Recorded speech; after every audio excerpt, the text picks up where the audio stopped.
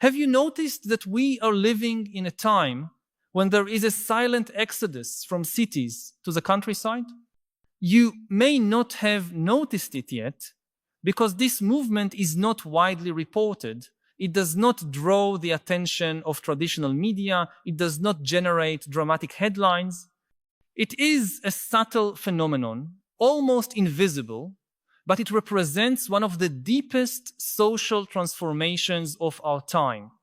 The most conscious people, those who have developed a sharper perception of the direction our civilization is taking, are silently moving away from large urban centers. And this is happening right under our noses, without fanfare, without manifestos, without most people realizing the profound change it represents for the future of our species. Why are these people making this choice? What do they see that the rest of society seems unable to notice? And what can we learn from this movement that may help us better understand the critical moment we are going through as a civilization? For most of human history, we lived in small communities, in direct contact with nature and with rhythms of life determined by natural cycles. The sun rose, we worked. The sun set, we rested. The seasons dictated what we planted, what we harvested, how we dressed, what foods we consumed. Our survival depended directly on our ability to observe and respect natural patterns. And more importantly, we lived in communities where everyone knew each other by name, where human relationships were direct, not mediated by screens or algorithms. When we needed help, we looked into our neighbor's eyes and extended a hand. When we celebrated, we did it together, in physical presence, sharing food, music, stories. This was human reality for tens of thousands of years.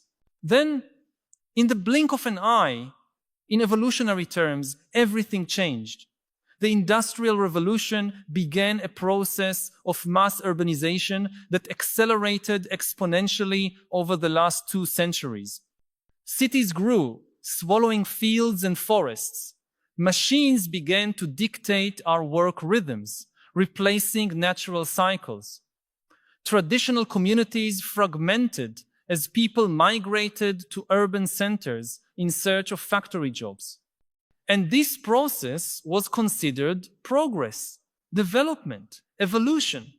After all, cities brought conveniences that rural areas did not offer: running water, electricity, modern hospitals, abundant entertainment.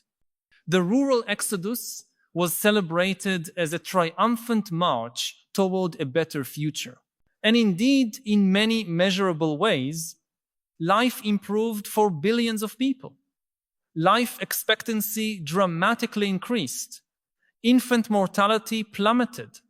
Chronic hunger, which haunted humanity for millennia, was significantly reduced in many parts of the world. Diseases that wiped out entire populations were controlled or eradicated. In material terms and physical health, the 20th century represented an unprecedented leap forward for our species, and cities were the main stage of this transformation. But something unexpected began to happen in recent decades. Amid material abundance, unprecedented digital connectivity, and almost infinite access to information, a new kind of poverty emerged, a scarcity of a different kind.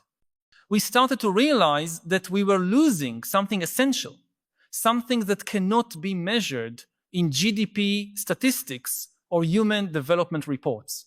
Rates of depression, anxiety, and suicide skyrocketed. In the richest and most technologically advanced societies, the feeling of loneliness became epidemic, even in densely populated cities where people literally live on top of each other in apartment buildings.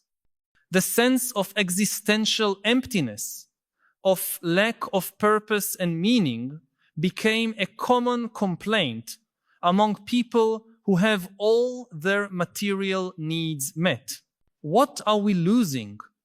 What is missing in our hyper-connected urban lives that leaves us with the feeling that despite everything we achieved, something fundamental was left behind? Perhaps we are experiencing a form of spiritual and emotional malnutrition. Just as our bodies need certain nutrients to function properly, our psyche also has fundamental requirements for well-being. And our modern cities, with their frantic pace, superficial relationships, disconnection from nature, and increasingly artificial spaces, may not be providing the essential psychological nutrients that we need to thrive as whole human beings. This deficit manifests itself in various ways. We see it in the growing search for mindfulness practices. Yoga and meditation attempts to regain a sense of presence that modern life constantly sabotages with its many distractions and demands for multitasking. We see it in the growing popularity of spiritual retreats, often in natural settings, where people pay to temporarily escape constant connectivity and regain a sense of inner quiet. We see it in the increase of psychedelic use and other substances that promise transcendent experiences in a world that has become excessively materialistic and prosaic. All of these are attempts to recover something we feel we lost, even if we cannot always name exactly what it is. And it is in this context that the phenomenon of the awakened, quietly leaving the cities and seeking a simpler, more connected, more meaningful life in the countryside, emerges. We are not talking here necessarily about a religious movement or a specific sect. We are talking about people who, through different paths, came to the conclusion that the predominant lifestyle model in modern metropolitan areas is fundamentally unsustainable, not only ecologically, but also psychologically and spiritually. These are people who have felt on their own skin the hidden cost of living in environments that, despite all their material conveniences, seem deliberately designed to keep us disconnected from our natural rhythms, authentic human relationships, and a deeper sense of belonging and purpose. I want to pause for a moment to ask, do you also feel this deep disconnection in your daily life? This sense that although we are more connected than ever through technology, something essential has been lost along the way? I know it can be hard to put into words. Many of us carry this weight in silence, believing we are the only ones feeling this particular emptiness. But you are not alone in this.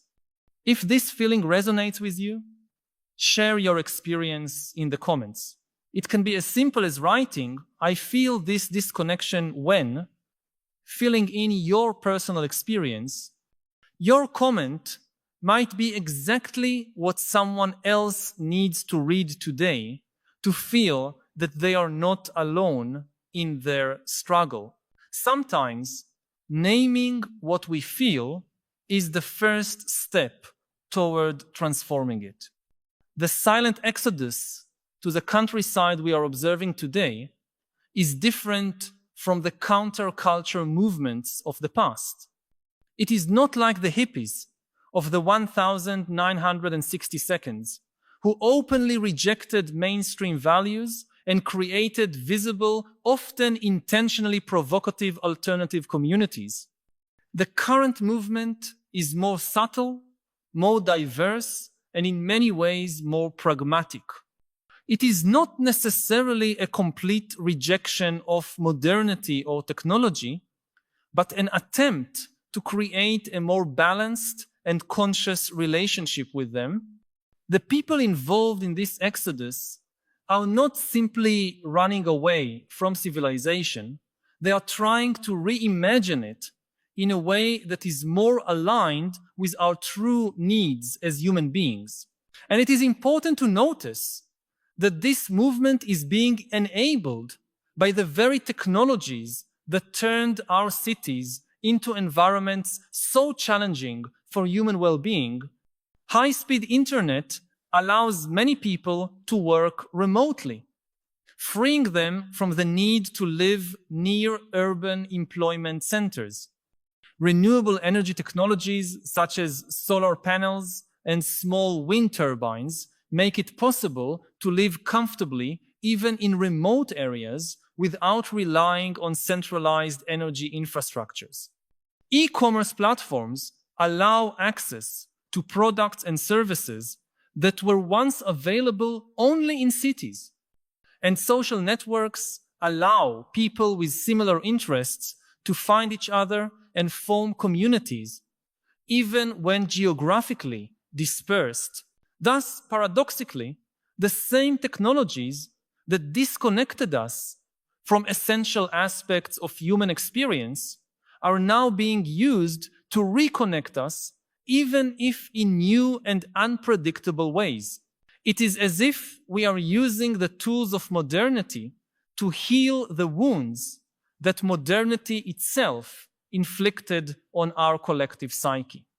And this is fascinating because it suggests that we do not necessarily need to choose between completely rejecting modern technology or fully surrendering to its most dehumanizing aspects.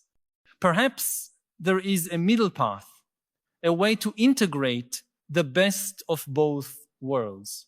But what exactly are people seeking when they leave cities behind? What do they hope to find in the countryside that they cannot access in urban environments? Certainly, it is not just about cleaner air or cheaper rent, although these factors may play a role. What is at stake here is something deeper, more fundamental to the human condition.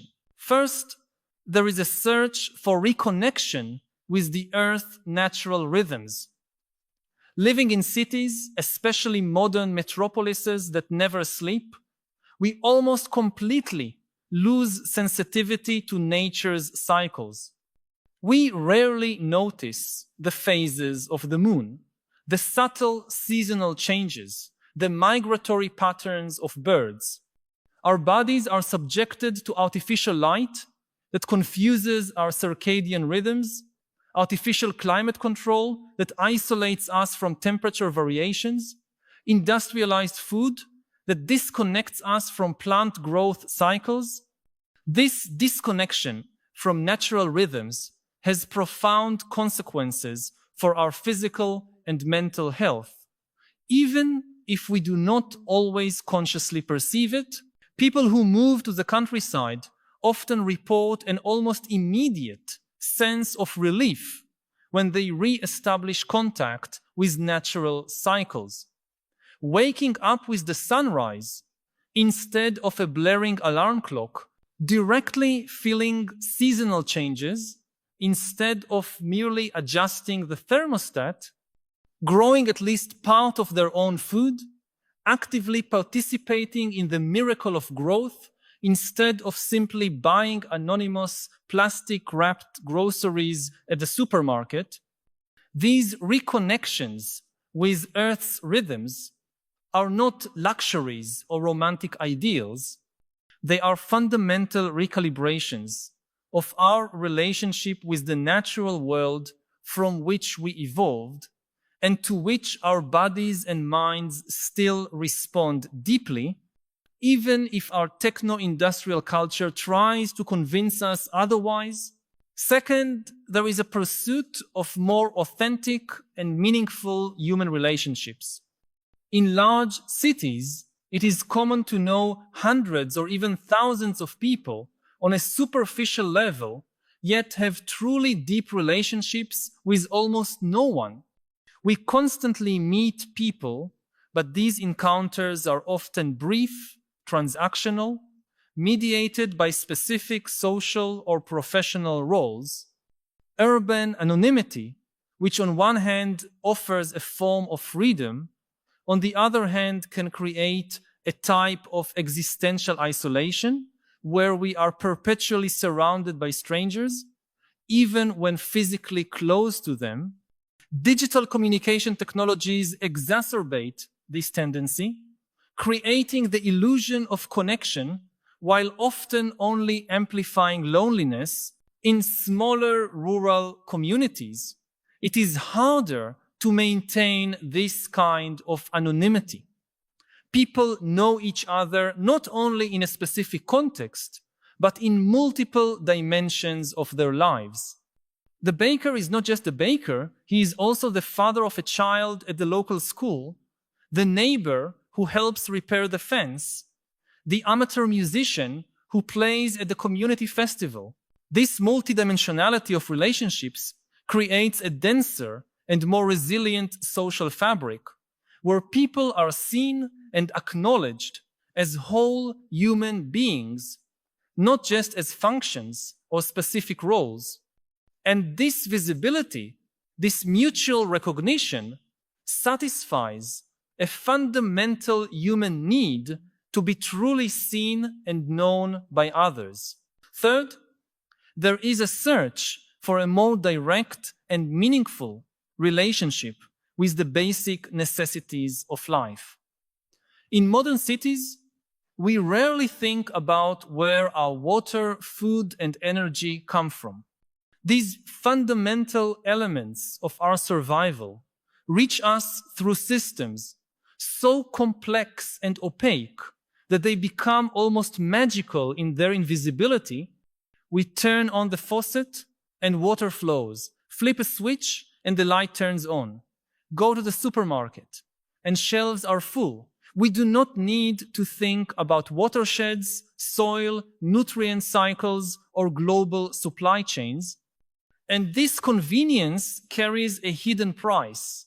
We lose the sense of direct connection with the natural systems on which our life depends. Many of the people who are choosing life in the countryside seek to re-establish this direct connection, not necessarily trying to become completely self-sufficient, which would be an unrealistic goal for most, but seeking a clearer understanding and a more active participation in the processes that sustain their lives.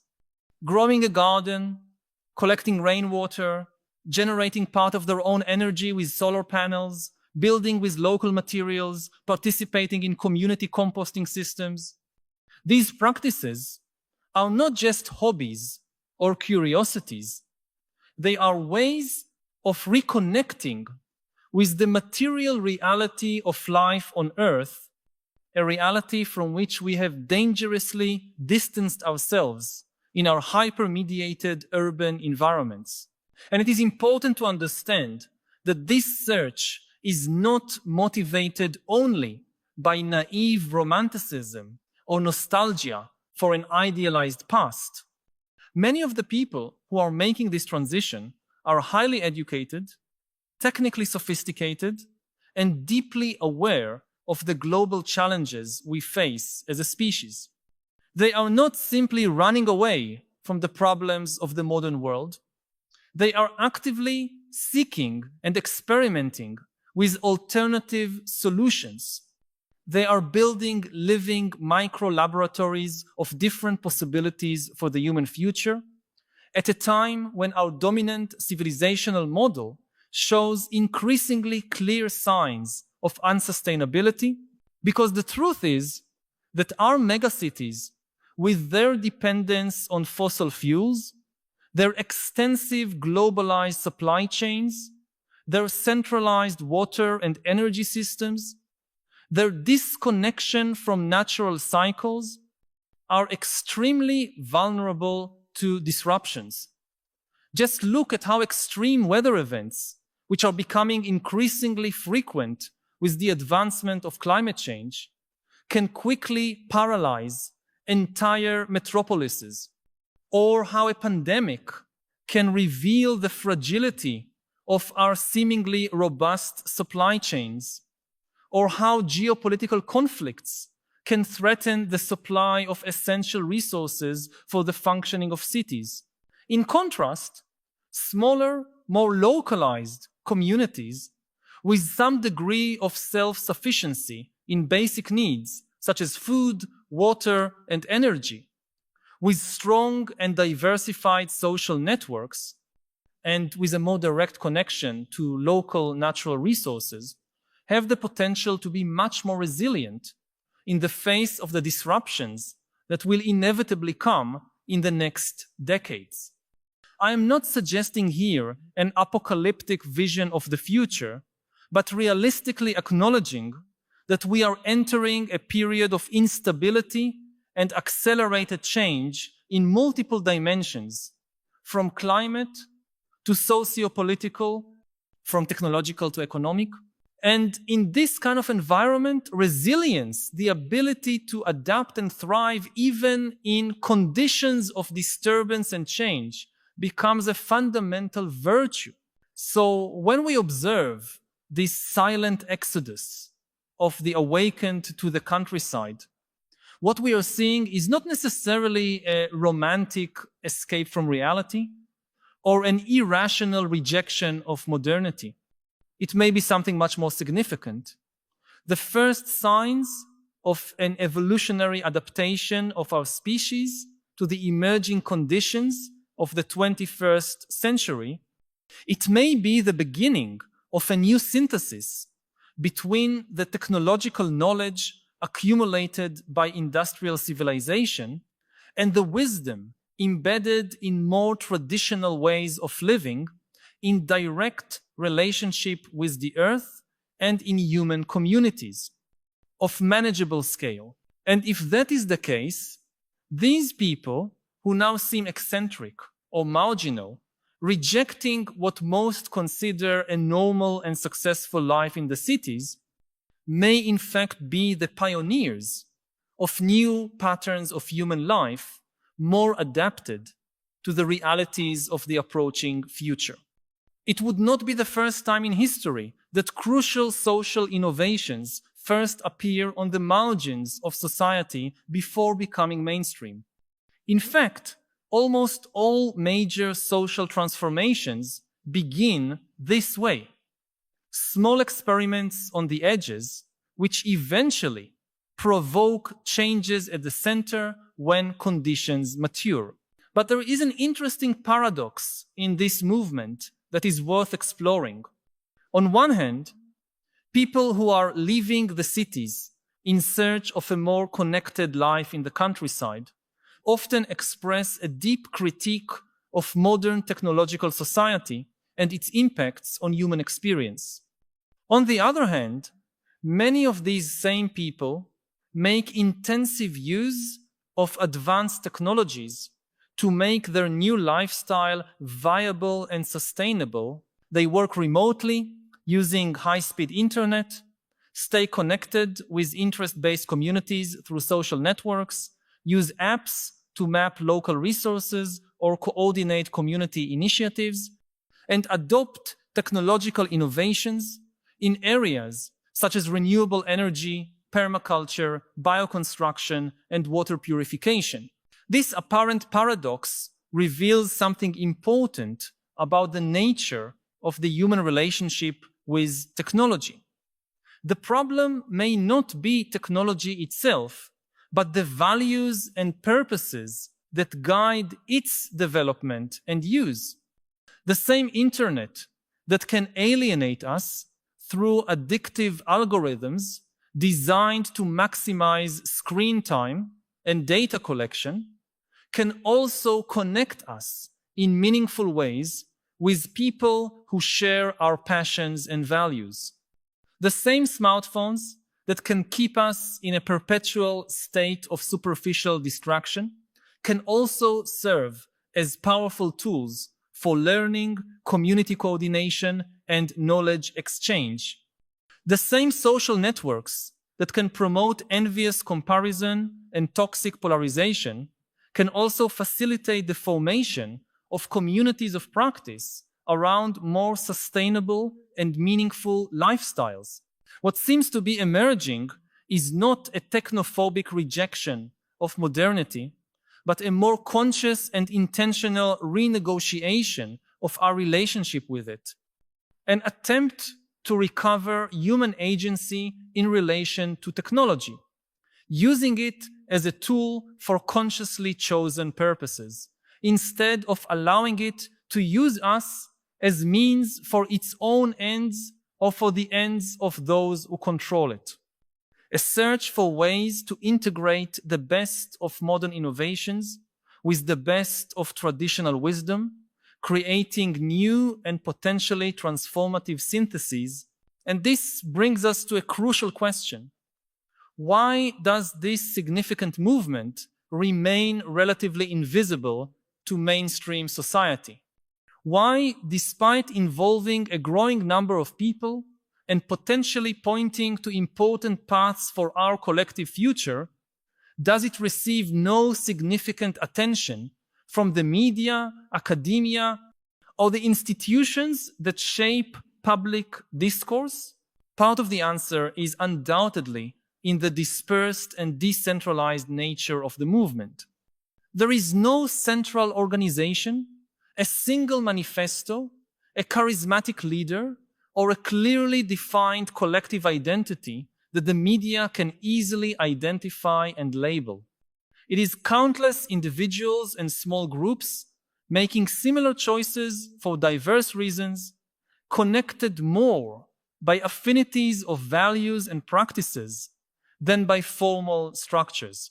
Another part of the answer lies in the dominant economic and political interests, which have little incentive to draw attention to viable alternatives to the hyper-connected and hyper-consumerist urban lifestyle model. Our economies are deeply dependent on specific patterns of consumption, work, and social organization that would be potentially threatened if a significant number of people began seriously questioning these structures and experimenting with alternatives. But perhaps the deeper reason for the relative invisibility of this movement is that it challenges some of the most fundamental and rarely questioned cultural assumptions of our civilization.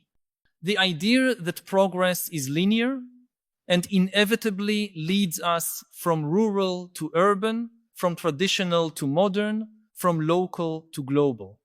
The belief that human happiness is directly correlated with material wealth and access to technological conveniences. The assumption that the constant rise of technological complexity and organizational scale is both inevitable and desirable. These narratives are so deeply embedded in our culture that alternatives tend to be classified as reactionary, regressive, or simply unrealistic. And yet, if we look more closely at the available evidence on human well-being, life satisfaction, mental health, and social connection, we find little support for these assumptions. The richest people are not always happier. The most technologically advanced societies do not always have the highest levels of psychological well-being and may even show higher rates of depression, anxiety, and suicide. Megacities do not always provide richer or more meaningful social connection than smaller communities. And the constant acceleration of life, facilitated by digital technology, does not always result in a deeper sense of accomplishment or purpose, and may even produce the opposite, a growing sense of emptiness and exhaustion. Perhaps what we are witnessing with this silent exodus to the countryside is actually the beginning of a more fundamental questioning of these dominant cultural narratives. Not a romantic rejection of modernity in favor of an idealized past, but a pragmatic attempt to create new balances, new syntheses that can truly meet our integral human needs, not just our material conveniences or the demands of an economic system that often seems to have decoupled itself from real human well-being. And this brings us back to the central question: what can we learn from this movement? What insights does it offer that may be relevant not only for those who are choosing to leave the cities, but for all of us who are navigating the complexities and contradictions of contemporary life? Perhaps the most important lesson is the need for a more conscious and intentional posture regarding how we live. Instead of simply following culturally prescribed paths, the default patterns of life that our society offers us, we can ask deeper questions about what truly nourishes us as human beings, what truly brings us lasting satisfaction and authentic meaning, and we can then make more deliberate choices about where and how we live, how we organize our time and attention, who we connect with, and how we relate to the broader technological, economic, and social systems. This more conscious posture does not necessarily require a radical change in lifestyle or location. It is possible to bring elements of this reconnection to urban life as well. One can grow plants on balconies or in community gardens, strengthen relationships with neighbors, and build local mutual support networks, create daily and weekly rhythms that honor the body's and mind's need for rest and regeneration, participate in initiatives that reconnect people to food through urban agriculture or local farmers' markets. The fundamental question is not necessarily where we live, but how we live, with what degree of awareness and intentionality. And perhaps that is the true essence of what it means to be awake in the current context. It is not about a particular spiritual revelation or a specific ideological affiliation or a defined set of practices. It is about awakening from automatic unconsciousness, from cultural autopilot, to a more conscious and chosen way of being in the world. It is about reclaiming our agency as human beings, our ability to question assumptions, reimagine possibilities, and create new forms of life that truly honor who we are and what we need, both individually and collectively.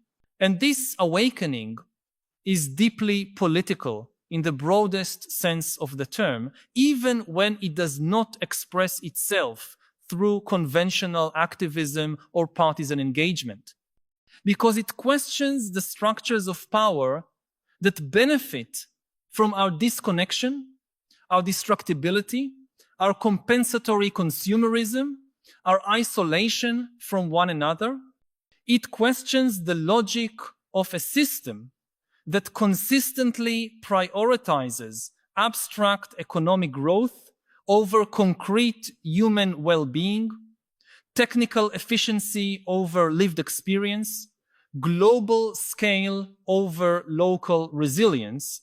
The silent exodus to the countryside can thus be seen not only as a movement of people seeking a better quality of life for themselves, but as a form of silent resistance, a vote of no confidence in the status quo, an embodied statement that other ways of living are possible and desirable.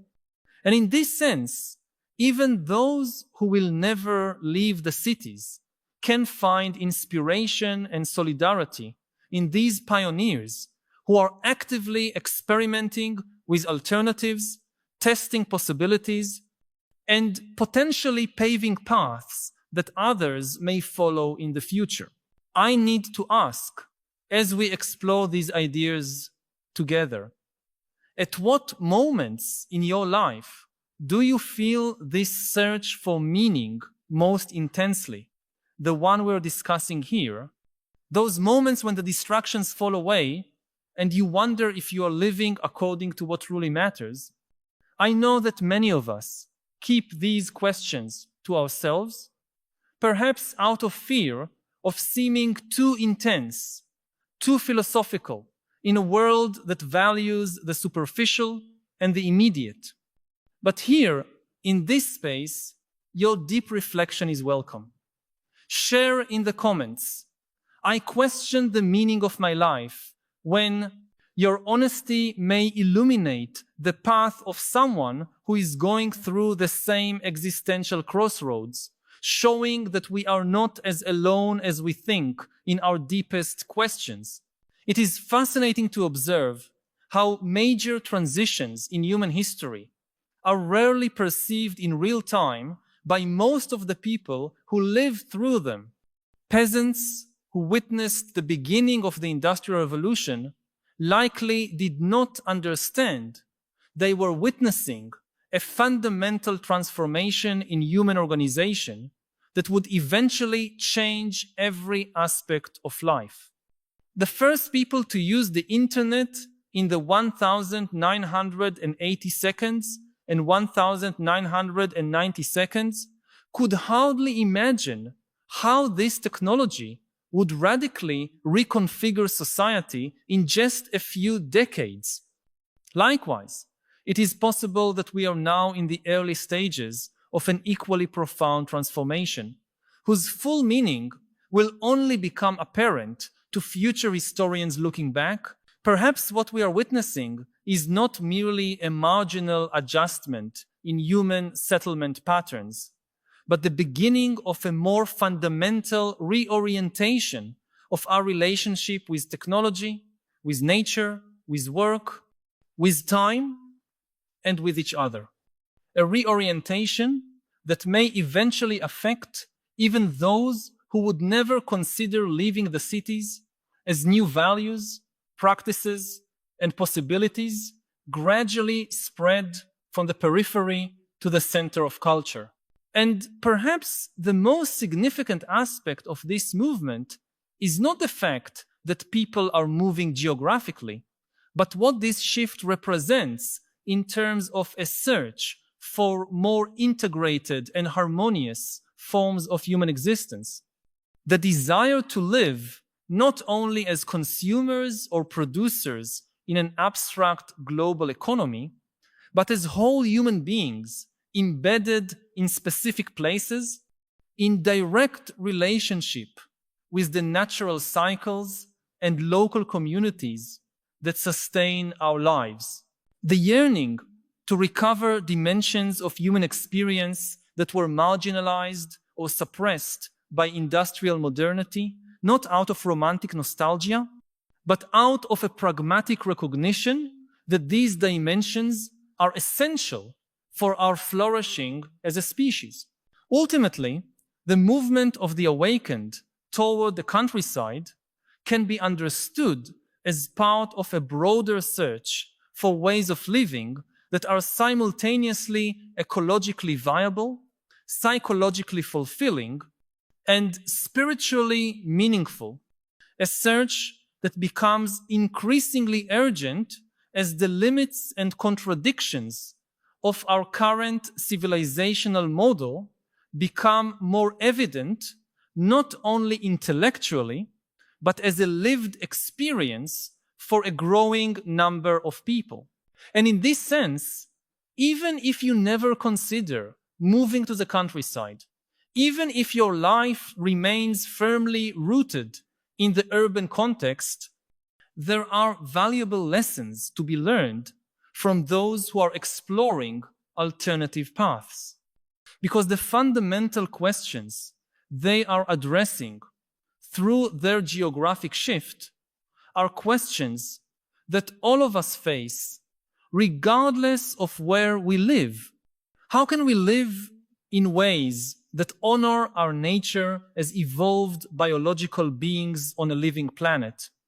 How can we create meaningful and sustaining relationships in a world that constantly pushes us towards superficiality and distraction? How can we recover a sense of agency and purpose within systems that often make us feel like cogs in an impersonal machine? The answer to these questions does not lie in a universal solution or a single model of a good life, but in a continuous process of experimentation, learning, and adaptation, both individually and collectively. The challenge is not to find a definitive answer, but to be willing to ask the questions, to question what is taken for granted, and to imagine possibilities beyond the confines of conventional thinking. And perhaps this is the true meaning of the awakening at the root of this movement.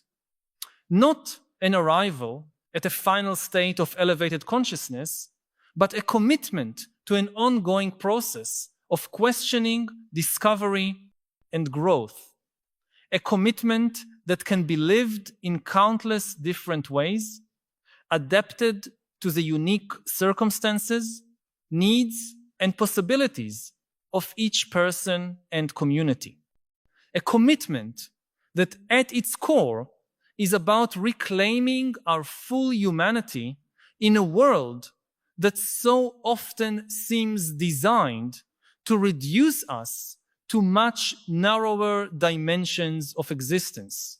If you recognized yourself in the questions we explore today and feel that you need more clarity to navigate this increasingly complex and bewildering world, consider joining us.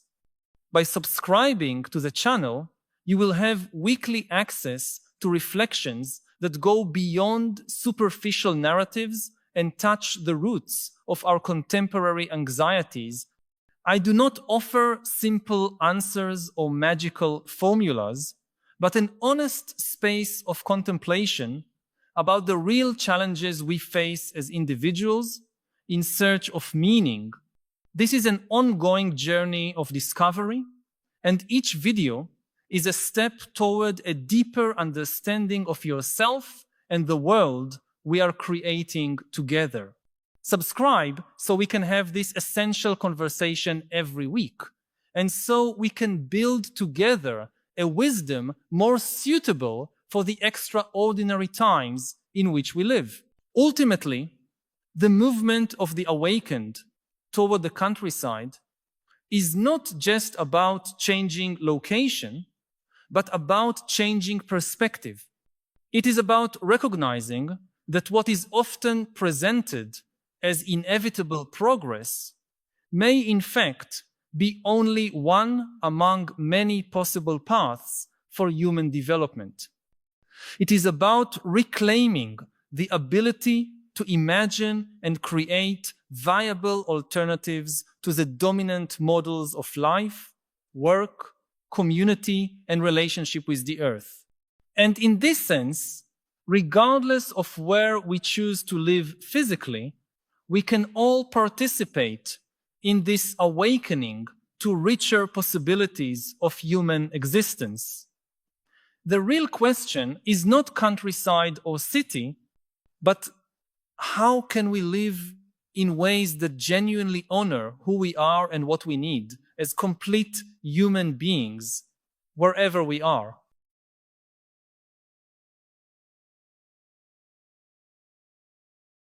What do you have to say to democratic countries where we also see a bombarding of information like this impacting the democracy?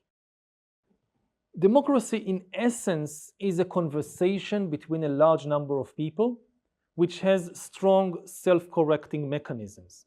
You need to keep the conversation, and to have a conversation, you must have many voices. If there is only one voice which is allowed to be heard, this is not a conversation. This is a dictatorship. This is a monologue, a dictate. The other thing is, a country must have a self-correcting mechanism, especially for the government, that if the government make a mistake, there is an independent media, there are independent courts that can expose and correct the mistake of the government, and ultimately, there are free and fair elections in which the people can replace the government. As long as you have these mechanisms, democracies are safe. You can have different governments with this policy or that policy and experiment. As long as there are these checks and balances and the ultimate ability to replace the government, then the democracy is safe. The danger in every democracy, and this goes back thousands of years, in a democracy you give one person or one party the power for a limited duration, on condition they afterwards give it back to the people, and the people can make a different choice next time. The danger is, what if you give power to someone who then doesn't give it back? They use the power they have to take over the institutions, to rig the elections, to control the media, and then you can never replace them. That was always the big dangers in democracy. You can have strong institutions, but government ultimately is able to corrupt all these institutions. So people should make wise choices and be very careful not to give power to people who might not want to give it back. The problem of truth is that the truth, first of all, is costly, whereas fiction is very cheap. If you want to write a truthful history book about the Roman Empire, for instance, you need to invest a lot of energy, time, money. You need to study Latin. You probably need to study Greek, ancient Greek. You need to do archaeological excavations and find these ancient, whether inscriptions or pottery or weapons, and analyze them. Very costly and difficult. To write a fictional story about the Roman Empire, very easy. You just write anything you want and it's there on the page or on the internet. The truth is often also very complicated because reality is complicated. You want to give a truthful explanation for why the Roman Republic fell or why the Roman Empire eventually fell. Very complicated. Whereas fiction can be made as simple as possible, and people tend to prefer simple explanations over complicated ones. And finally, the truth can be painful, unattractive. We often don't want to know the truth about ourselves, whether as individuals, which is why we go to therapy for many years to know the things we don't want to know about ourselves, and also on the level of entire nations. You know, each nation has its own dark episodes, its own skeletons or cemeteries in the closet that people don't want to know about. A politician that, in an election campaign would just tell people the truth, the whole truth, and nothing but the truth, is unlikely to win many votes. So in this competition between the truth, which is costly and complicated and sometimes painful, and fiction, which is cheap and simple and you can make it very attractive, fiction tends to win. And if you look at, the large-scale systems, networks in history, they are often built on fictions, not on the truth. It's a book about the long-term history of information networks, from the Stone Age to the age of AI. The idea is to understand the long-term processes that shape information networks and to learn from previous historical revolutions about what is the same and what is different, what is new about this revolution. We can learn a lot, for instance, from the process of the canonization of the Bible, about the process of canonizing AI, the fantasy of creating an infallible information technology that will always tell us the truth and that will be able to solve all our problems. It's of course a very old fantasy in human history. And looking at what happens previously when humans follow this fantasy can tell us at least some things about what is happening right now. The book is really about trying to understand the current AI revolution from a very long-term historical perspective.